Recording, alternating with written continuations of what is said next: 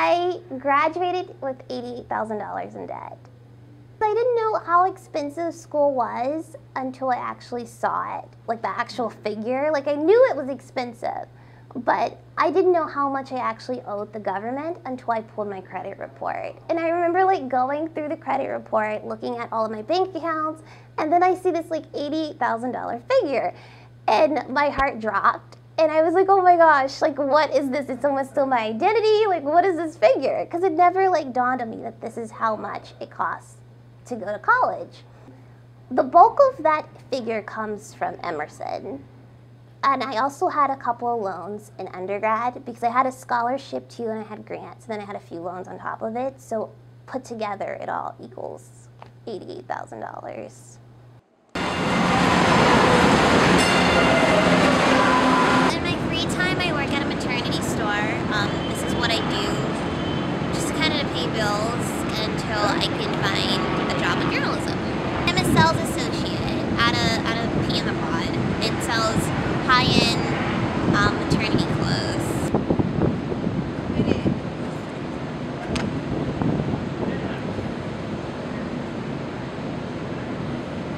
I came to grad school with the hopes that I would improve my situation in life, that I would have doors and opportunities open to me that I wouldn't normally have, but at the same time I have this burden around me that I don't like owing anybody anything, and I don't like having to be put in a position where I have to pay someone back. So it's kind of,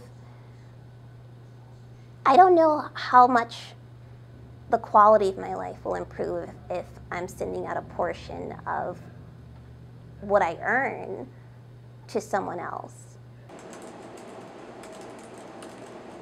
I'm still interning at the New England Center for Investigative Reporting. It's a nonprofit journalism research center. I don't have a job right now, and instead of just sitting out, graduating and sitting out for a couple months doing nothing, I actually still have an opportunity to practice journalism and reporting and all the skills that I picked up here at Emerson. So it's not paid.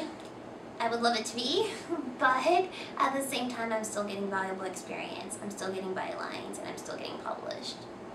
So it doesn't make me feel like I'm a total lush.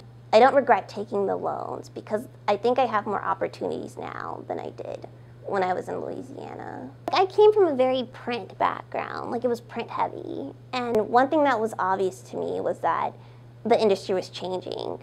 And like the discussions we would have in the newsroom is like, will journalism exist in the future? And it's like, yes, it's going to exist, but it's going to be, I think it's going to take on a different form. Like it's going to take on a different nature. And I knew that I didn't have the skills at that time to be in journalism that wasn't print focused. And so that was my main goal, was to go and learn those skills, like the editing, the broadcast end of it, the production, just all the multimedia elements that I didn't have. And so for me, I was like, okay, I could stay in this environment and be surrounded by people who were very much stuck and rooted in their ways, where it was like, you know, just like hard copy newspaper first, and the internet is no. It was like this scary like monster that they didn't understand. Or I could go somewhere where people are going to be innovative in thought, and people are going to be forward looking, and people who understand what the climate is around them. And so that's what I chose to do. And my thought was to go to a graduate program and to go to school that focused on innovation and focused on not just the basic principles of journalism, but where it might go in the future. And one, it was all about the opportunity. So it's not just an education that I was paying for, it was an opportunity. And because of that, I don't regret